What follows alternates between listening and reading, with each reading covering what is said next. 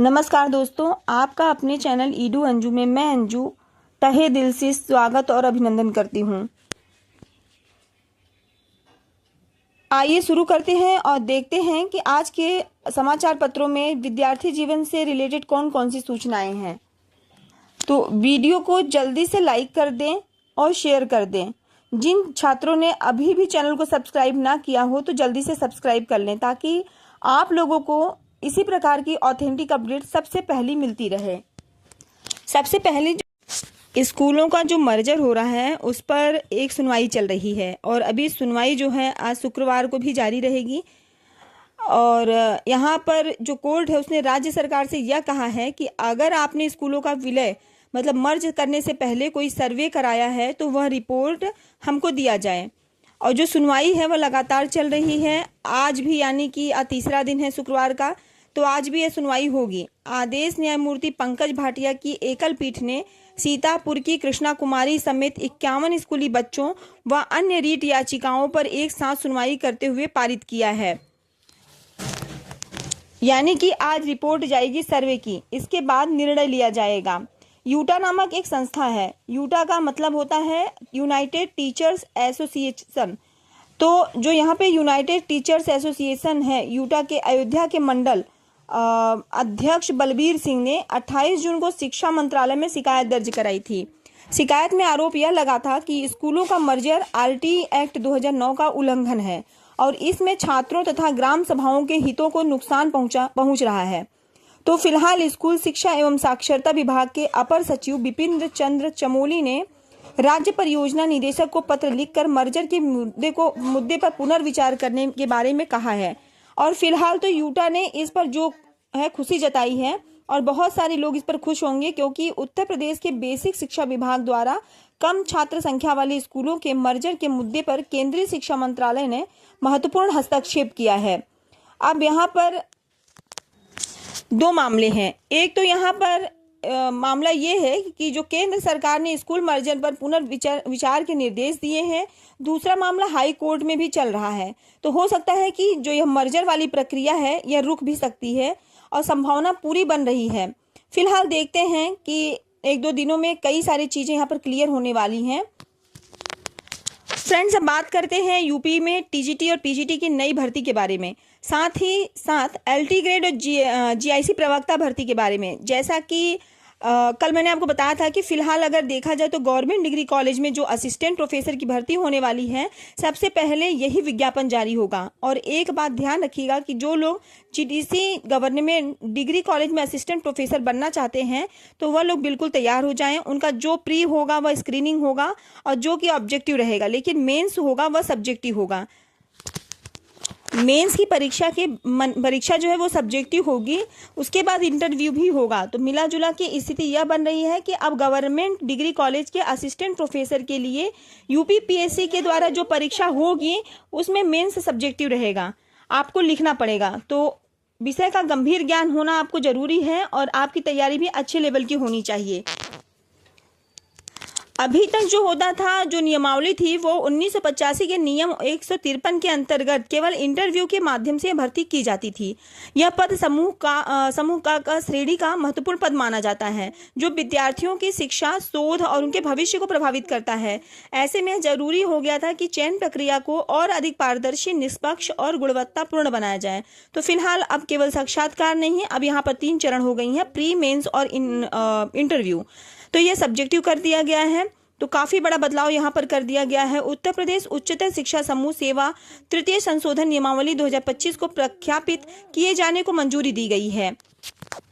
लोक भवन लखनऊ में गुरुवार को ही मंत्री परिषद की बैठक में उच्च शिक्षा विभाग से जुड़ा यह महत्वपूर्ण प्रस्ताव पारित किया गया है। तो यह प्रस्ताव पारित हो चुका है।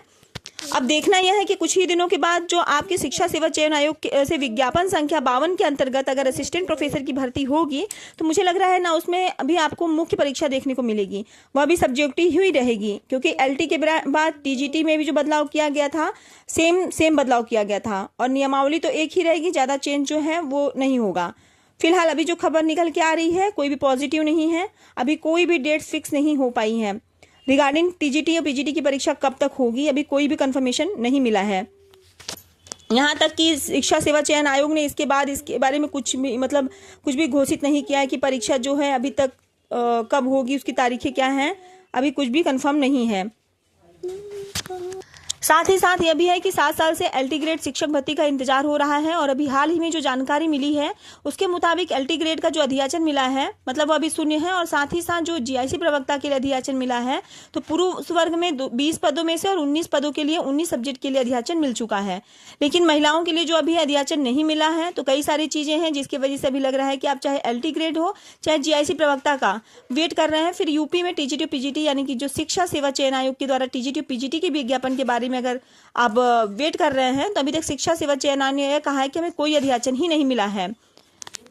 खैर यूपीपीएससी का तो अध्याचन मिला है लेकिन आधा अधूरा था, उसमें संशोधन किया जा रहा है, लेकिन टीजीटी पीजीटी का कोई नई भर्ती के लिए अध्याचन मिला ही नहीं है। तो यह खबर है आज के अखबारों में। और यह भी कहा गया है कि अगर आरटी एक्ट की कोई स्कूल मनमानी करता है तो उसकी मान्यता भी जा सकती है। जैसा कि आप लोग जानते हैं कि जो प्राइवेट स्कूल होते हैं उसमें 25% सीटें जो होती हैं वह कानूनी तौर पर रिजर्व होती हैं। किसके लिए? वह ईडब्ल्यूएस कोटे से फ्री में पढ़ाया जा सकता है जो प्राइवेट स्कूल हैं उसमें तो केवल, लेकिन यहाँ पर कुछ स्कूल ऐसे भी हैं जो यहाँ पर एडमिशन नहीं देते हैं। तो अब यह कहा गया है कि माध्यमिक शिक्षा के जो संयुक्त शिक्षा निदेशक हैं डॉक्टर प्रदीप कुमार, उन्होंने बताया कि आरटीई के तहत चयनित हर छात्र स्कूल में प्रवेश के लिए पात्र है। यदि कोई स्कूल अपनी मनमानी करता है तो उसकी अनापत्ति प्रमाण पत्र को रद्द कर संबंधित बोर्ड को सूचित किया जाएगा। तो फिलहाल कुछ बड़े स्कूल हैं प्राइवेट जो कि नहीं चाहते हैं कि अपने यहाँ फ्री में बच्चों को पढ़ाएं, तो एडमिशन नहीं दे रहे थे। अब यह कठिन नियम यहाँ पर लागू किया गया है। फ्रेंड्स, यहाँ पर एक खबर और यह है कि उत्तर प्रदेश सरकार हर साल लगभग 1 लाख नौकरी दिलाएगी। तो रोजगार मिशन का गठन किया गया है और यह जो रोजगार मिशन है इसमें कहा जा रहा है कि हर वर्ष 1 लाख युवाओं को देश में और 30,000 को विदेश में रोजगार दिलाएगा। सीएम योगी आदित्यनाथ की अध्यक्षता में गुरुवार को बैठक हुई और उसमें इस बात को मंजूरी दी गई है। बैठक में श्रम मंत्री अनिल राजभर ने बताया कि सेवा योजन विभाग अब तक केवल मेलों और सेवा योजनाओं के जरिए बेरोजगार युवाओं को अवसर दिला रहा था। अब रोजगार मिशन के साथ देश विदेश दोनों स्तरों पर अपने युवाओं को सीधी नौकरी दिला सकेंगे। मंत्री ने कहा कि अभी विदेशों में रोजगार के लिए राज्य को रिक्रूटमेंट एजेंट आरए लाइसेंस धारी एजेंसियों पर निर्भर रहना पड़ता था। अब सरकार खुद आरए लाइसेंस हासिल कर सकेगी जिससे बेरोजगारों को रोजगार के लिए सीधे विदेश भेजा जा सकेगा। अब यहाँ देश विदेश हर जगह नौकरी के लिए आप लोग तैयार रहिएगा। और मिशन को चलाएंगी 5 प्रमुख इकाइयां। तो रोजगार मिशन का गठन उच्च स्तरीय संस्था के रूप में किया जा रहा है जो सोसाइटी रजिस्ट्रेशन का अधिनियम 1860 के तहत पंजीकृत होगी। इसके संचालन के लिए 5 प्रमुख इकाइयां शासी परिषद संचालन समिति, राज्यकारिणी समिति, कार्यक्रम प्रबंधन इकाई और जिला कार्यकारिणी समिति बनाई जाएगी। इसी के साथ ग्राम विकास के अधिकारी यानी कि जो होता है वीडियो विलेज डेवलपमेंट ऑफिसर बनना चाहते हैं तो अब CCC को कंपलसरी कर दिया गया है। मतलब यह है कि इंटरमीडिएट तो रहेगा लेकिन CCC भी होना चाहिए। वर्तमान में स्थितियां तेजी से बदल रही हैं, हर चीज़ अब ऑनलाइन हो रही है तो वीडियो को कंप्यूटर का नॉलेज होना बहुत ज़रूरी है, इसीलिए CCC कंपलसरी कर दिया गया है। तो दोस्तों यह थी आज की पूरी अपडेट।